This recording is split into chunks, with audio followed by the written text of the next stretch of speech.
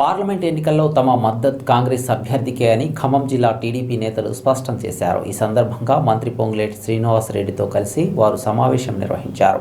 Assembly ఎన్నికల్లో కూడా కాంగ్రెస్కు మద్దతు తెలిపి గెలుపు కోసం కృషి చేసినట్లు కూరపాటి వెంకటేశ్వర్లు తెలిపారు. ఇప్పటికే టీడీపీలో 2 వర్గాలుగా విడిపోయాయి.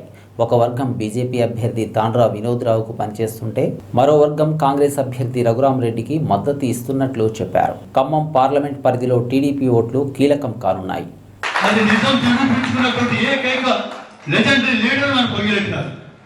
ఆ మాటకి ఎందుకు నేను అభినందిస్తున్నా అంటే 9కి 9 అని మనం అనుకుంటున్నాం. 10వ దానికి కూడా వారి డిజైన్ ఉంది కాబట్టి 10కి 10 సాధించినటువంటి ఈ రాష్ట్రంలో మన అన్న పెద్దన్న రేవంత్ రెడ్డి అన్న మన కుటుంబం నుంచి పోయారు. అన్న అడుగుదాడల్లో ఆ తర్వాత ఈ అన్న ఖమ్మం జిల్లాకి, అదేవిధంగా పెద్దలు గౌరవనీయులు అభ్యర్థి ప్రధానం చెప్పుకునేటువంటి తుమ్మల నాగేశ్వర గారు కూడా ఇక్కడి ప్రాధాన్యత తీసుకున్నారు. వారి యొక్క తుమ్మల గారు కావచ్చు, పొంగిరెడ్డి గారు కావచ్చు, శంకు చక్రం ఎవరుకుంటుందండి? ఎవరుకుంటుంది? మహాభారతంలో కృష్ణార్జునుల కింద ఎక్కేసుకుంటే అది చక్రం తిప్పినటువంటి వ్యూహం వారిది. చక్రం తిప్పింది పొంగిరెడ్డి గారు కనుక పొంగిరెడ్డి గారి యొక్క సాహచర్యం పార్టీలు వేరైనా ఖమ్మం అభివృద్ధిలో, ఈ రాష్ట్ర అభివృద్ధిలో తప్పకుండా అధికార పార్టీలో వారు ఉండి మనం టీడీపీ అంటే మనందరికి తెలుసు. టీఆర్ఎస్ అధినాయకత్వం మీద మేము ప్రశ్నించాలని చెప్తున్నాం. ఆ రకంగా మేము ఇదే చెప్తే మా ఆవేదనంతా ఆ రోజు ఎలా వచ్చింది అదే చెప్తే మాకు ఈ రాష్ట్రంలో మీకు మాకు మంచి ఎలా ఉంది.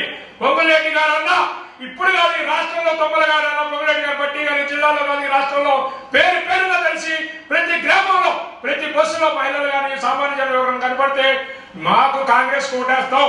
మాకు పేదల పెన్నిధి పొంగులేటి గారు ఉన్నారు, తుమ్మల నాగేశ్వర గారు కానీ బట్టి గారు ఉన్నారు. 3 మంత్రులు ఉంటే మన సత్తా ఏంటో జిల్లాలో చూపించాలి. మెజార్టీ అనేది కోరికతోనే పనిచేస్తున్నారు. ఆ రకంగా మేము టీడీపీ ఎవరైనా ఆంధ్రప్రదేశ్ కోట అది వేరున్నా మాకు ఇక్కడ తెలంగాణలో మీకు మాకు మంచి ఐక్యత ఉన్నది. అదే ఐక్యత కొనసాగుతూ మేము ఎప్పుడూ మీతోనే ఉంటాం. ఎవరో కొంతమంది మాలో ఉన్నాం, మేము వాళ్ళ దూరికి పోగానే పక్కా మీరు మా ఎప్పుడు ఉంటారు, మేము కూడా మీకు సహకరించడానికి సిద్ధంగా ఉన్నాం. ఇంకా 3 రోజులే కలుగుంది. పక్కా పని చేస్తాం, తిరుగుతాం. జిల్లాకు ఈ జిల్లా మొత్తం టౌన్ అంతా కవర్ చేస్తాం. ఈ జిల్లాలో కూడా మీతో కలిసి తిరుగుతామని ఏదైనా పని కావాలన్నా కానీ మనం కాంగ్రెస్ ద్వారానే మనకి పని అవుతుంది కాబట్టి మనందరం కూడా కాంగ్రెస్ చేద్దామని చెప్పి అందరిని ఒప్పించి నిర్ణయం తీసుకున్న తర్వాత ఇదే మాటని దయాకర్ రెడ్డి గారి దగ్గరికి పోలేము, స్వర్ణక్క దగ్గరికి వెళ్ళాను. స్వర్ణక్క దగ్గరికి వెళ్ళి ఈ విషయం చెప్తే స్వర్ణక్క శ్రీనివాసరెడ్డి గారితో మాట్లాడి సరే మీరు కానివ్వండి, మీరు పని చేయండి అని చెప్పంటే నిన్నటి నుంచి మేము అక్కడ కార్యక్రమాల్లో పాల్గొంటున్నాం. మార్నింగ్ కూడా అది మన ఉపాధి హామీ కాలేజీల కాడికి మన ఎమ్మెల్యే గారు వాళ్ళు వస్తే అక్కడ కూడా పాల్గొనడం జరిగింది. అందుకోసమే శ్రీనివాసరెడ్డి గారిని పాత్ర మనసులో పెట్టుకోకుండా మేము మనస్ఫూర్తిగా చేయడానికి సిద్ధంగా ఉన్నాం. అందులో ఎటువంటి వేషాలు లేవు.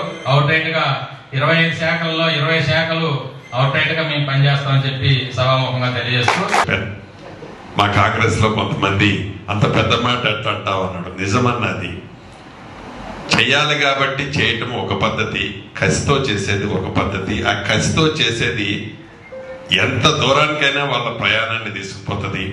అట్లా ఆనాడు తెలుగు తమ్ముళ్ళు రాష్ట్ర వ్యాప్తంగా చేశారు కాబట్టి కసిగా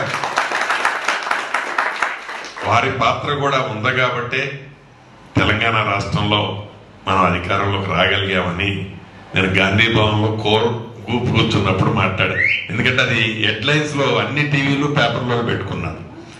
సో అదొక భాగం. చాలా సంతోషం. ఈరోజు పెద్ద ఎత్తున మీరు మనస్ఫూర్తిగా మీ మనోభావాన్ని, మీ ఆశీర్వాదాన్ని, మీ ప్రేమ అభిమానాన్ని కాంగ్రెస్ పార్టీ గెలుపు కోసం సహకరించి సహాయం చేస్తున్నందుకు నా వ్యక్తిగతంగా నేను పార్టీ పక్షాన మరొక్కసారి మీ అందరికీ అభినందనలు.